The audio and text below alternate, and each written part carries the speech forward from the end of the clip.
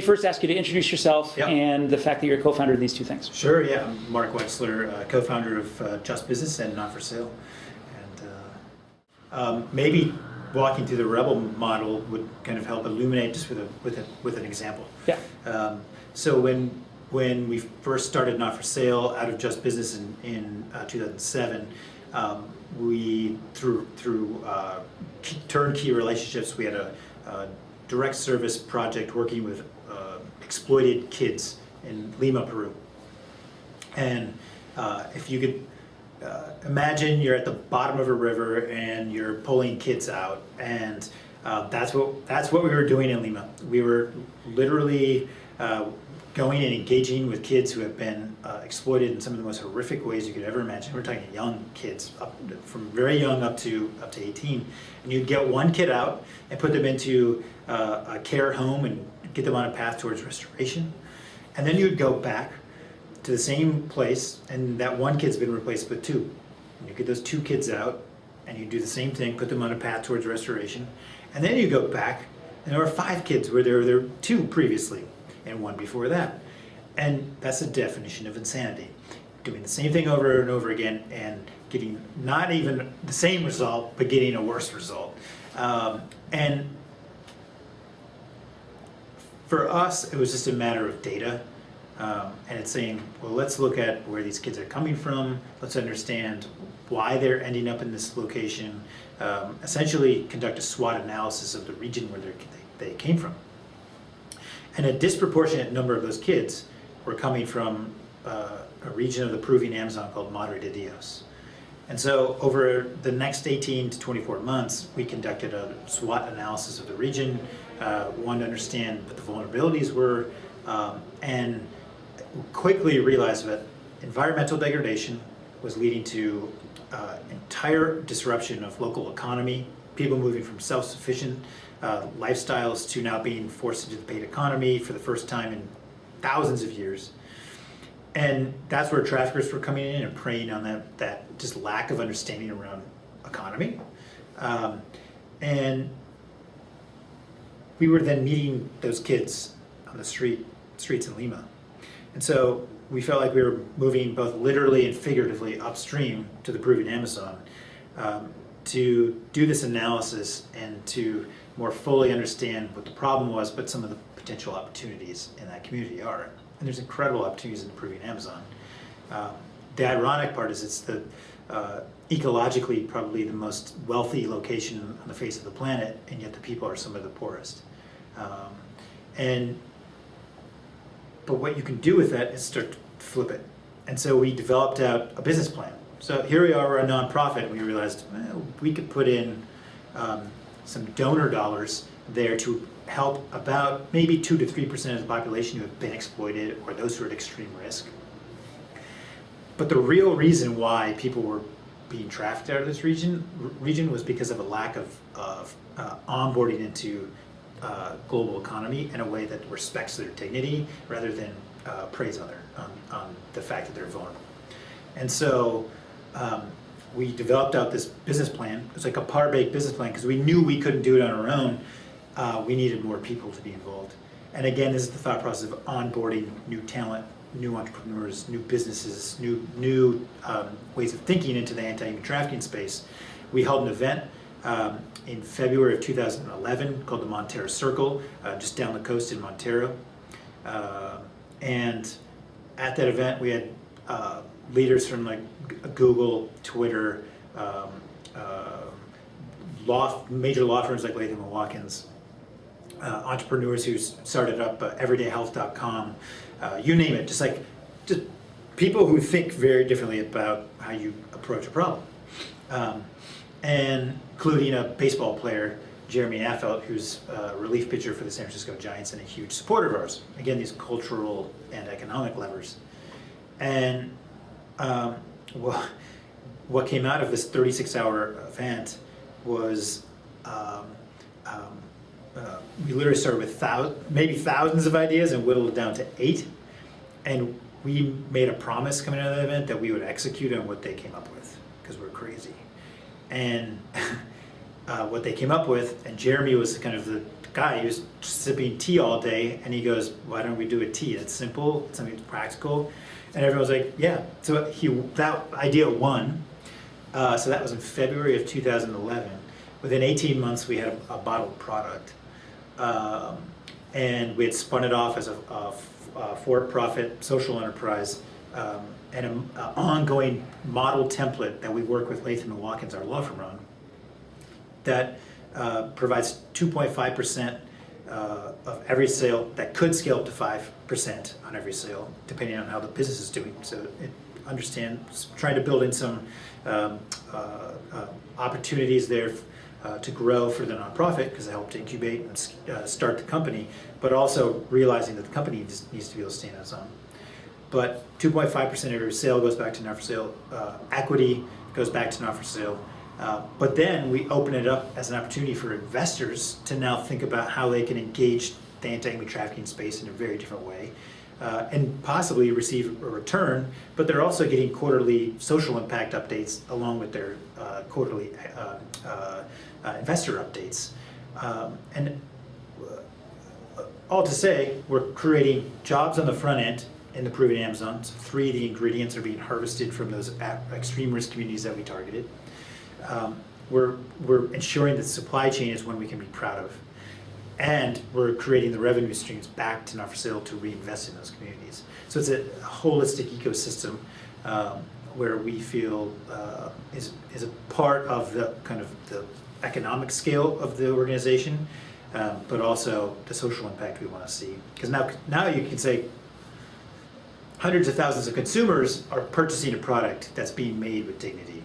Not only the direct impact of people who are at extreme risk being supported in the Peruvian Amazon. Just one last little tidbit on it. We're beating right now all of our financial projections for Rebel, and if we continue to do so, within 3 years, it could be worth anywhere between $250,000 to $300,000 a year directly back to not for sale to continue our work. And that's the type of lifeblood that nonprofits desperately need, is capital that allows you to be creative and allows you to affect the change that you want to do in the world. Exactly. Yep, exactly. So you said the magic word supply chain in that answer. There's no limit to where you could take this kind of exploration of supply chains in every industry. Yep. So how have you decided where to focus that energy? You could go into textiles and garments. I mean, you literally could go into electronics. You could go into every industry. One of your co-founders is a tech guy. So how did you keep your focus? And how have you kind of maintained that over time and kept yourself from going crazy with all the bandwidth demand that could be in the pursuit of supply chain purification? No, totally. There is. Maybe it'll seem like a little bit of an out, but it's not. The reality is that there's zero supply chains in the world, even ours, that are 100% clean. You can never make that clean. So just like a university will never say that they're racism free, but they will say that they have zero tolerance towards racism. That's the same approach that we take towards the supply chain. It's not that we would expect any company, including our own companies, to take a stance that is truly untenable, because one, it sets you up as a target, but two, it's just the reality of our market today, our global marketplace and our global supply chains, is that we could go down that rabbit hole, as you say, but the reality is that it's not possible. So what you do need to do is make sure that you have the right policies, procedures, protocols, remuneration if something is found, and you need to be looking, you need to be vigilant. So it's kind of a framework of the same type of framework that you would have at a university around attacking racism. It's the same kind of mindset that you take towards the supply chain. Some of the things that we've done with some of our business partners who want to go this route, we'll do an audit, a high-level audit of their supply chain. We'll target maybe the top 2 or 3 problematic elements within their supply chain and say, well, why don't we work towards shifting that in year 1? Let's set up a milestone to shift that one ingredient to a supply chain we can feel better about. Again, not perfect, but better.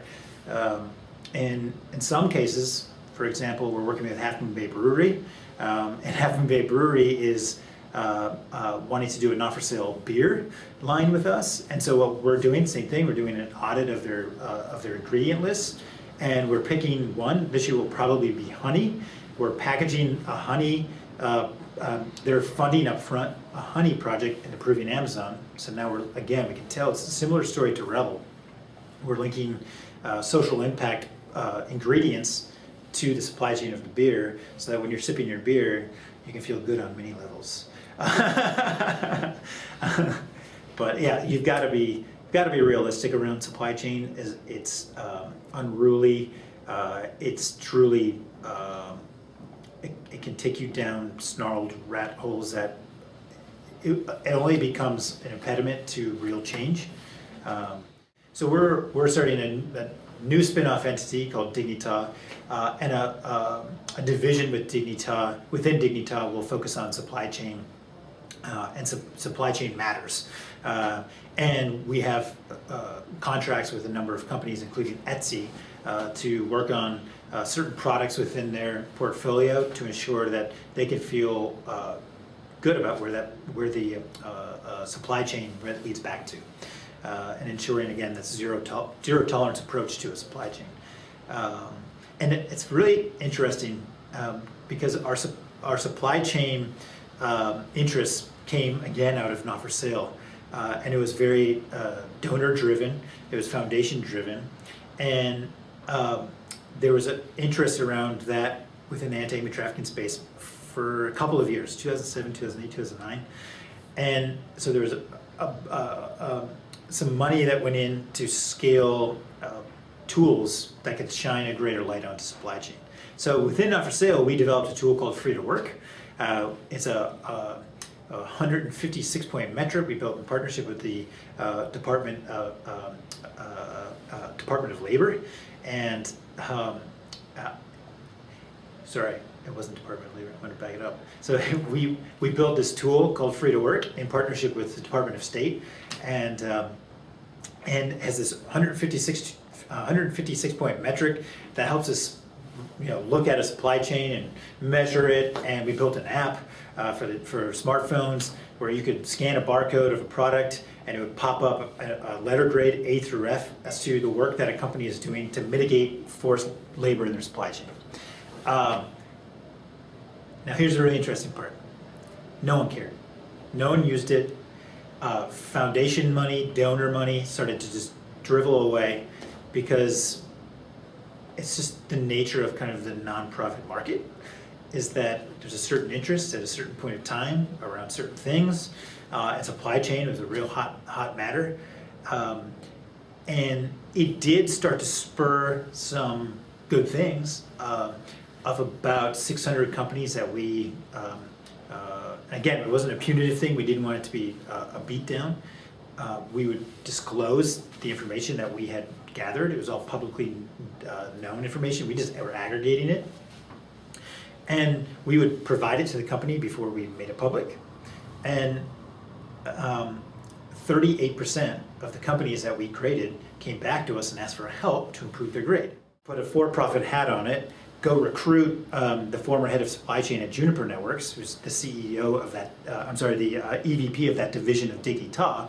And now it's a very different conversation when Mark Bauhaus walks in and has the conversation with a company around supply chain, rather than Mark Wexler, the nonprofit hat at Not for Sale, walking in the door. It's fascinating. But it's typical entrepreneur school, right? Fail forward fast. Exactly. Iterate. Exactly. Build, measure, learn. And for us, exactly. And from our vantage point now, because we have the resources in place in this space, we'll just spin off a new company. Now we set up the new company. We bring in the talent that needs to run that. Let's go bring in, if we need, let's go bring in some investment dollars to scale it up in year one. Or maybe we don't. Maybe we want to just hold off on bringing in any more capital. We'll self-fund for the first year or two and see where it goes. Mark Wexler is not for sale. Thank you, That's Mark. right. Thanks for your time. Yeah, thank you. Yeah. Thanks for thinking of us as well.